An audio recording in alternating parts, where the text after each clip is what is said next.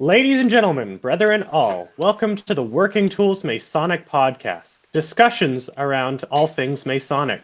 I'm your host, Connor Massey, and with me are my two co-conspirators, Dave and Steve. Now, before I let them introduce themselves properly, it is important to note that our opinions are our own, and in no means reflect the opinions of the Grand Lodge of British Columbia or any other Grand Lodge or independent lodge in the world. Now, with that said, I'll throw it over to Steve. And I'm Steve Chung. I am a two-time past Master Counselor Beaver Chapter, Senior Dean Malay, a bunch of different things to go along with that title, including being a past chapter dad. And then I joined Prince Charles Lodge. I'm a past master of my lodge here in Kelowna. I'm also a past thrice Peace and Grand Master of the Valley of Vernon Scottish Rite. And over to Dave. Thank you, Steve. My name is David Barron. I am a fellow craft mason at the Garibaldi Lodge in Squamish, and I'm ready for this podcast. Pretty excited. It looks like Steve has a secretary there.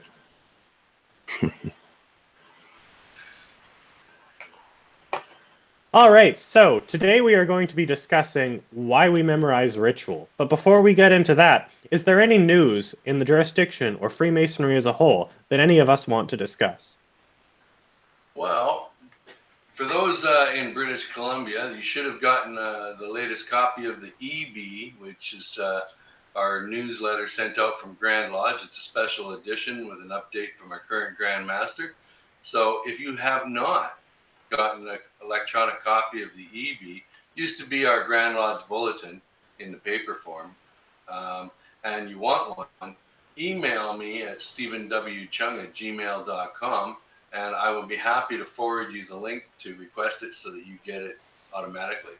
Other than that, I'll just pull up my handy dandy calendar. I know this week in District 9 is a pretty quiet week. We do have an interesting event happening on Saturday, which is the RCMP degree team is raising 3 Master Masons in Salmon Arm Lodge as a courtesy raising for Kootenai Lodge. So that'll be something interesting. Saturday at 1 o'clock in Salmon Arm.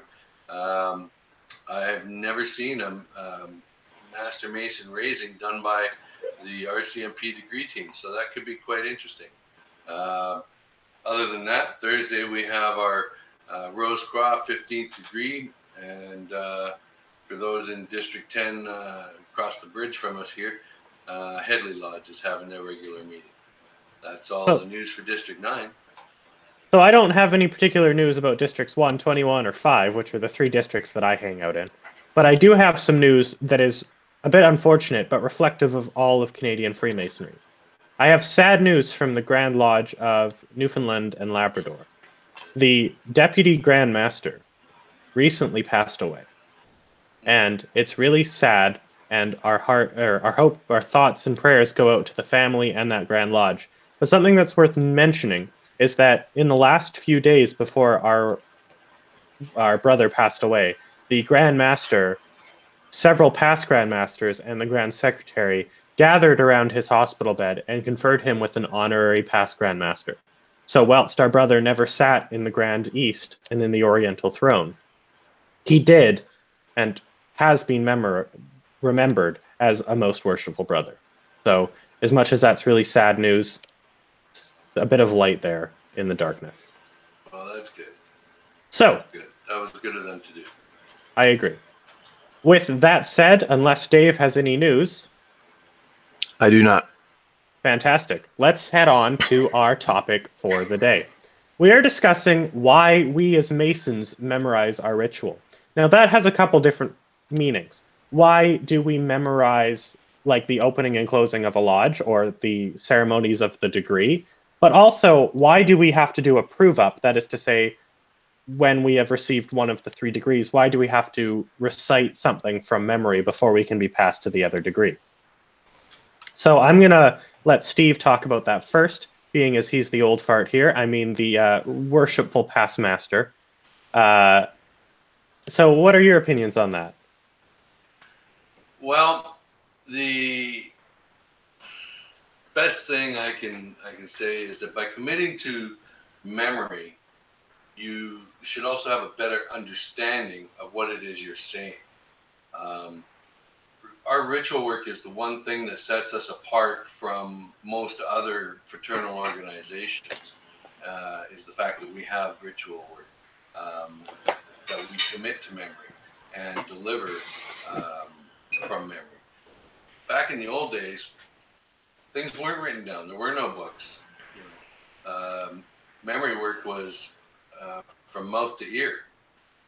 So when a guy went through his degrees, he didn't get a piece of paper handed to him or even a stone tablet with it all chiseled out. He had to go and meet with a brother and learn from mouth to ear, and then repeat from his mouth to the ear of his teacher. And they weren't allowed to progress until they were able to repeat it from memory and thereby having an understanding of what it is that they were agreeing to in their obligations and things like that. As far as why it's done the way it's done now, I don't know. That's open for a lot of interpretation. That's kind of like, do you wear your ring with the square compass facing out, or do you wear it with it facing you?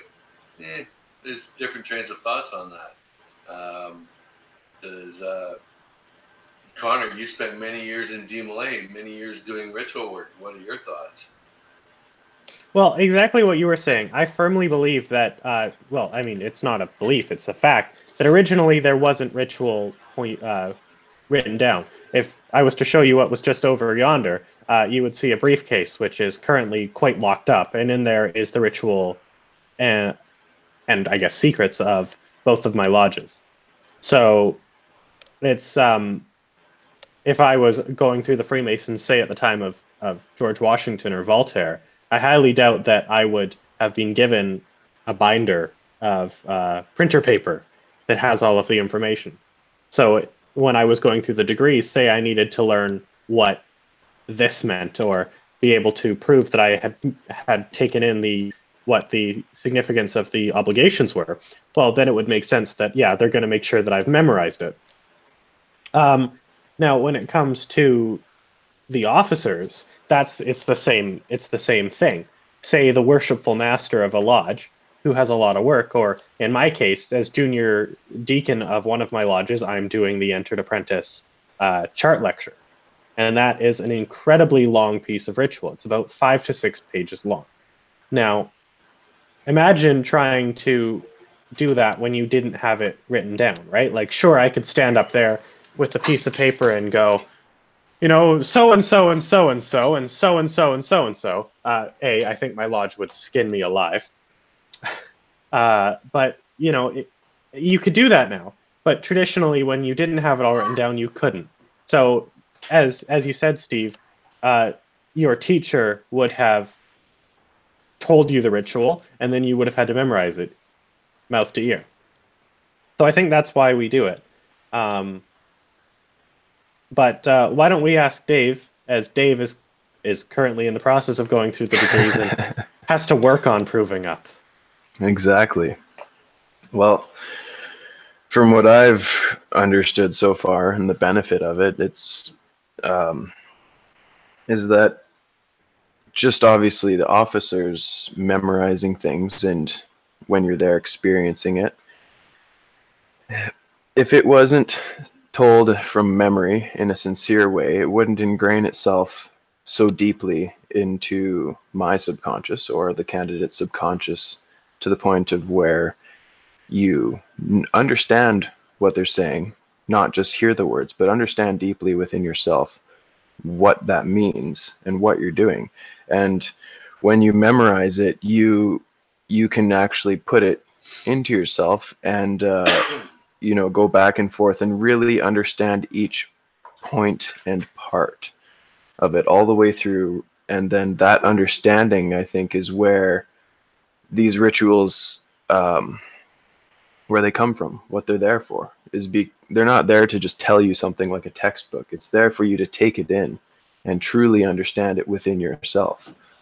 So, when I'm doing a prove up, it helps to actually understand what I'm doing, for it to be imprinted into my mind to the point of where I can go up there and say, this information is so imprinted into me that I can just tell you word for word exactly what it is without reading, without prompting, anything like that. So I think that's where it becomes really important, is showing how well it has actually been imprinted into the candidate or anybody there who's taking place, because each thing we need to memorize is all part of our progression forward. Absolutely. And the other thing, I just got my Mark Master Mason's degree, which is in this jurisdiction the first step of Royal Arch, and we don't have to do any prove up. You just go from degree to degree to degree, and I believe that's the same in Scottish Rite. Is it? Yeah, no prove ups. No prove ups. So something that I noticed is, like, when I went through the 3 degrees in Craft Lodge, you have to prove up, and it becomes a lot easier to memorize the secrets. Whereas in my Mark Master Mason's degree, where I don't have to memorize anything, I remember having to call one of my sponsors and say, "Hey, what was the password again? I've forgotten it." So in those degrees, it may be good for someone to memorize it anyways, even if you don't have to prove up. Exactly. Also, if I can, we've got someone in the comments here who's just said something which I think is really interesting. Octon47, who is one of our subscribers, said, "It's a voice through the ages that regardless of where you are or how long you've been in, it holds the same meaning. The master of a lodge speaking the ritual voices on behalf of all previous masters." The logos. So what are your guys' thoughts on that? Well, there was a piece that I had found online about memorizing ritual and 3 reasons why you need to memorize it. One, it has everything you need. Ritual forms the basic explanation of what it means to be a Mason and how to become a better person. One of the most widely known taglines for Masonry is that we make good men better. And it is not for naught, the ritual contains the symbols and metaphors for becoming a better person and living on the square. It sets the standards. It gets you to continuously challenge yourself. Number 2, the process of memorizing ritual in itself is a lesson in discipline. And by going through your ritual daily, you're stimulating your mind and improving both your cognition and memory. The benefits of memorization and doing work from memory is well recorded. And number 3 is it's at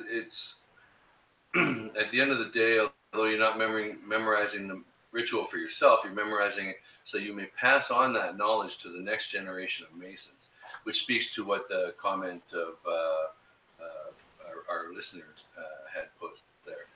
Masonry is much about the future as it is about the past, and memorizing your ritual is a key step in passing on the light.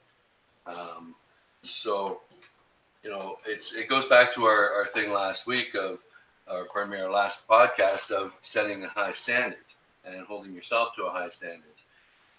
When it comes to ritual, there are standards that are expected within a lodge, and that is to do your work from memory, number 1, and as well as you possibly can, number 2, right? So because we are passing that knowledge down to our entered apprentices and fellow crafts as they journey through, right? I found an interesting thing. We have a very strong mentorship program here in our lodge, and every Thursday our mentors meet with our candidates coming through the degrees. And as they're helping them learn the memory work, they're helping them not only learn it, but understand what it is they're committing to memory. And so there's so many lessons that these guys are learning as they're being helped to learn their memory work that I never got the benefit of because nobody sat there and helped me learn it and understand everything I was saying. There's often times where I'm learning a piece of memory work now or in the past where I didn't really understand it. And looking back, until I took the time to look it up and find the meaning behind what I was saying and kind of put it together in my head, it never really got delivered very well. But once I understood it, I was able to deliver it well, and that was the biggest difference for me. Yeah. Definitely. So, Dave, what were you going to say about that? Honestly, don't remember. No, I'm just kidding. On a physical note, one thing I've noticed is that in our day-to-day lives, you really don't have to memorize anything because everything's so simple and there for you that when I undertook this, I was at first a bit, nervous because I was like, oh, I've never had to memorize anything like this before. And there's quite a lot of dialogue. And once I did start memorizing, I realized that it's quite simple and quite easy to memorize things, that your memory is actually better than you expect when you use it. And, now that I realized how easily I can memorize something, the intimidation factor goes way down because, okay, well, it is possible to memorize something in just a couple days or even a couple hours, like the story you're telling us, Steve, before about how you had to memorize something on the way to the ritual. Like that's, it's possible. So once I kind of unlocked that in my mind and understood that, I realized that my memory started to get better every other aspect of life, which is just a cool little note to that I've noticed as I've been going through this. It must which is very useful. It must simply be my age then, because my wife says I can't remember. She told me things that I can remember really long lectures and so on, but I can't remember the things she told me last week. Exactly. I mean, Steve, you are so old that when you were made an entered apprentice Mason, Hiram Abiff was still the Grand Master. Yeah, he was quite the guy, Yeah. So just talking briefly about what Octon was saying, I was currently is going on the conference of regular Grand Lodges of the Grand Masters of North America, something along those lines. And I am friends with the current most worshipful Grand Master of New York, whose name is William Sardone. And the reason I'm friends with him is he is a past Grand Master of DMLA International. And for fellow DMLAs who are watching, you will know what I mean when I say the pressure. And he was holding the Bible that our brother George Washington took his oaths on, took his 3 degrees on, and I mean he wasn't holding it. It was in a temperature, humidity, light controlled case, but he was holding the case that held the Bible. And it's mind-boggling when you think about that X amount of years ago, George Washington kneeled in a lodge with his hands on this Bible and said, roughly, give or take, the same words that we've said. That blows my mind. So it's true. The master, I firmly agree that the master of a lodge, yes, is speaking the ritual because he needs to, but he's speaking it on behalf of all of the previous masters of that lodge. Yes. If you don't mind, I got kind of a philosophical rabbit hole to go down with that. Sure. Can you read to me the comment that are... Sure. It's a voice through the ages that, regardless of where you are or how long you've been in, holds the same meaning. The master of a lodge speaking the ritual voices on behalf of all previous masters. Mm-hmm. And this really ties into what they call the logos, the word, right? The word at the beginning of the Bible. So every time when you memorize something like that... What? The word at the beginning of the Bible. In? in Hebrew, or I Okay. mean, what are you explaining here? You're Like trying to like the word at let the me go, beginning. and then, anyways, the logos, what they're talking about, the word. When they talk about the word and they talk about the enacting of the logos, when you are memorizing these things, you are actually taking part in the grand scheme of everything and taking part in the logos, in the word.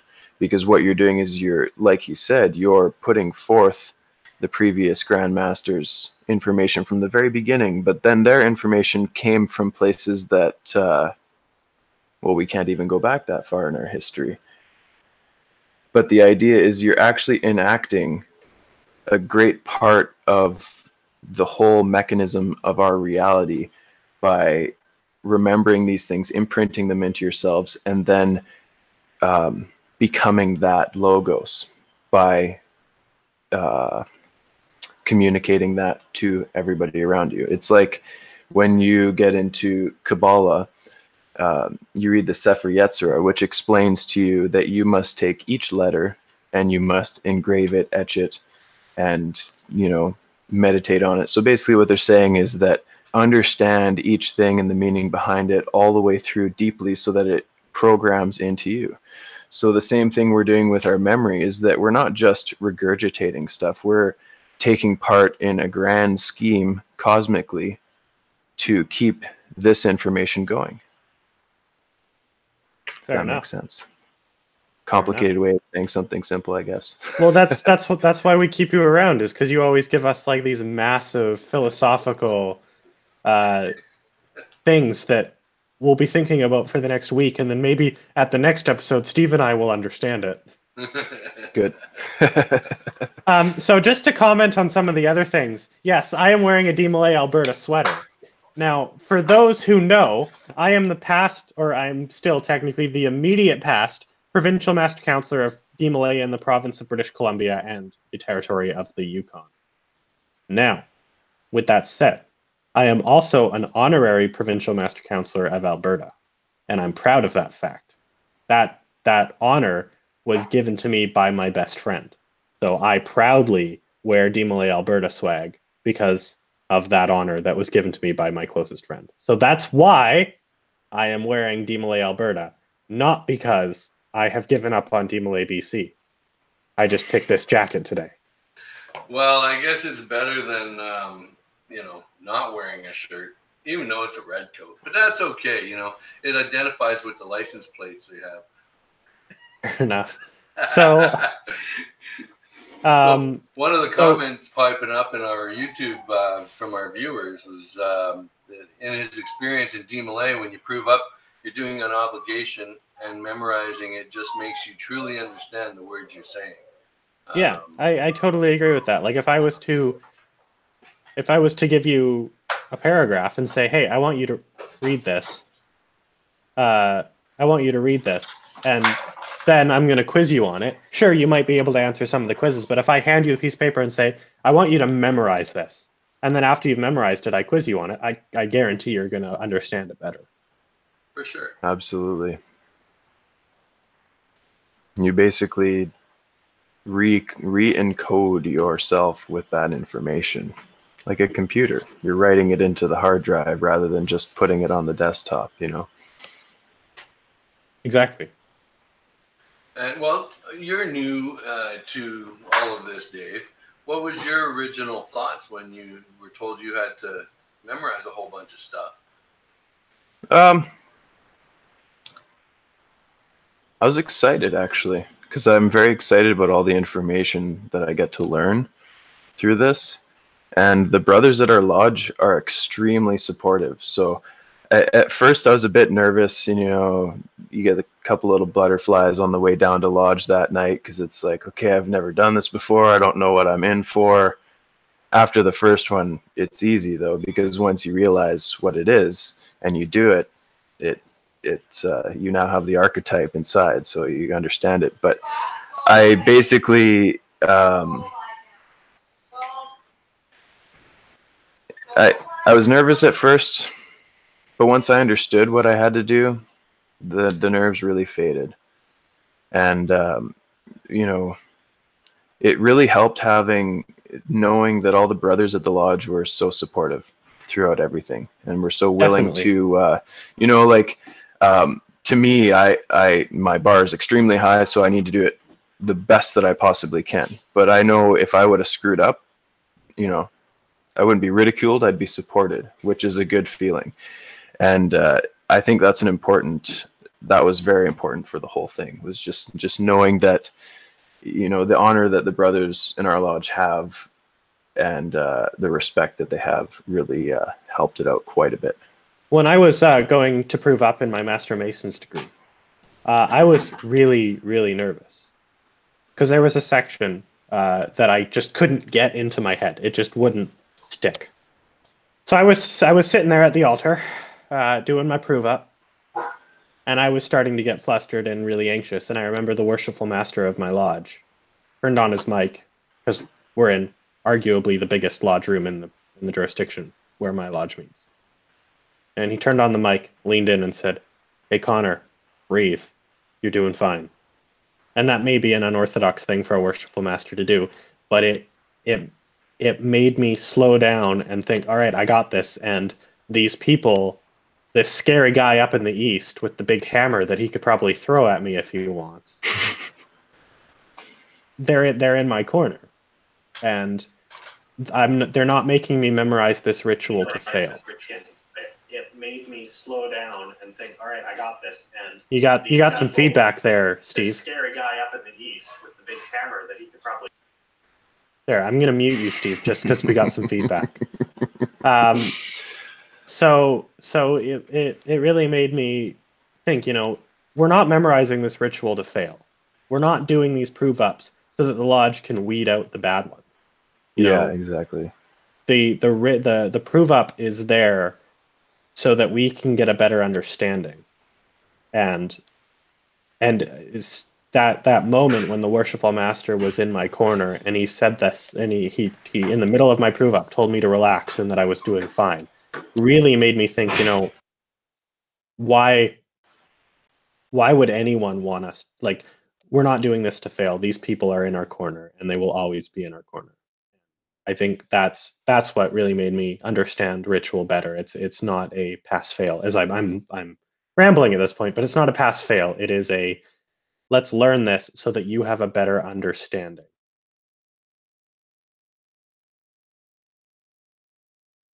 And interestingly enough, we have another DMLA who just posted a segment of one of the DMLA ceremonies. And it's true. And it says, as long as we remain faithful to these pledges, as long as there is an order of DMLA, we are one. And I think that's true to Freemasonry. As long as we remain true to the obligations that we have taken, no matter where you are in the world, if you find a Freemason, you've found someone in your corner who will be there to help you. You're still muted there, Steve. So another point to memorizing the ritual work, it's a bit strange to think about it this way, but I think I mentioned this on the other podcast. I've been doing some lectures now for more than a decade, and there's a saying that we learn things when we're ready to learn them. And for example, there was going through brushing up different lectures that were coming up for me to deliver. I was going through them. I was going through some challenges in my personal life, and as I was doing this one lecture, I got to an aha moment, and I needed to look at things with a different perspective than I was looking at them. And the ritual that I was learning at the time kind of opened my eyes to that. So, being frustrated with that fact, got confused, got distracted, and got thinking about my personal issues that I was dealing with and kind of how that related. I took a break from the memory work I was doing. when I went back to it, rather than going back to that piece where I thought I might get stuck again, just thinking about my personal issues, I started practicing one of the other pieces that I had to do for the 7th degree. And then all of a sudden, there's a piece in that that also reflected to the same issue I was having in my personal life. And I never made that connection to that piece before. And I've only been doing the lecture in the 7th degree for 4 or 5 years now. So, you know, even though I've been doing these lectures, repeating them from memory to other guys as they're coming through their degrees and their experiences in Lodge, I hadn't connected the lessons that were taught in those lectures to my own world yet. And I guess that was the time that I was ready to receive those lessons, right? And so I guess what I'm saying is there's a lot we teach ourselves through the memorization process, including learning the lessons that are allegorically there. Definitely. I like that.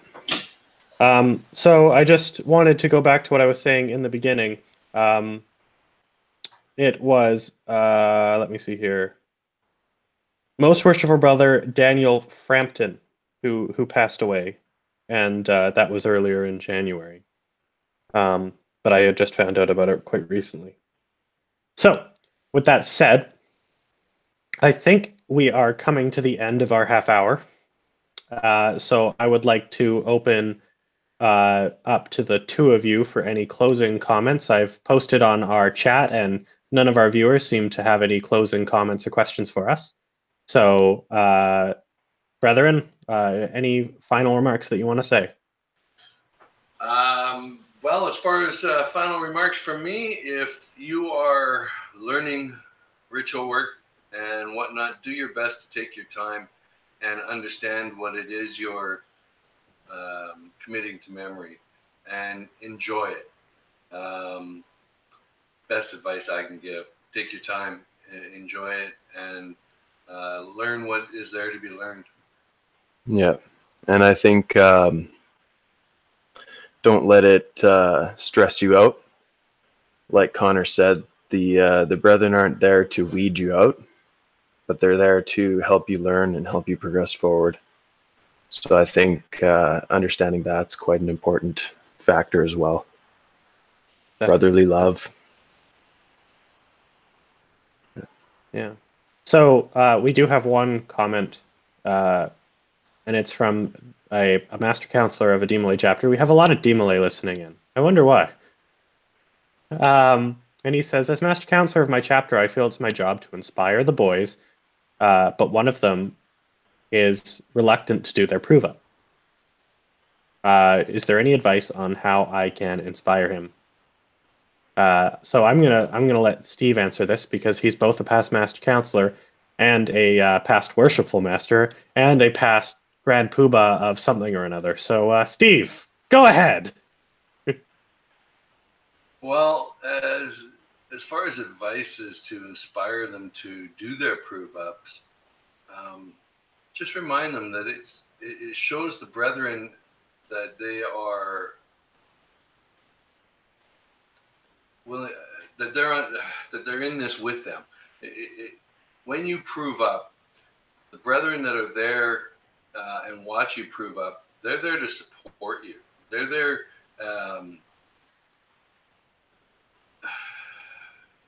That's how you connect with them, by repeating that obligation, by telling them that, hey, I'm here with you. This is the thing that you've all committed to, and I'm here to commit with you. And so think of it more as your bonding moment with your brethren is maybe the best advice that I can give in such short notice, being put on the spot. There you go. So with that said, everyone, we're going to bring this podcast to a close. If you haven't already, make sure you follow us on Facebook. The link is in the description down below. We are in the process of setting up Patreon and a website, but more information on that will become available when it becomes available. So with that said, I wish everyone a fantastic week, and we will see you next time. Take care. Signing off.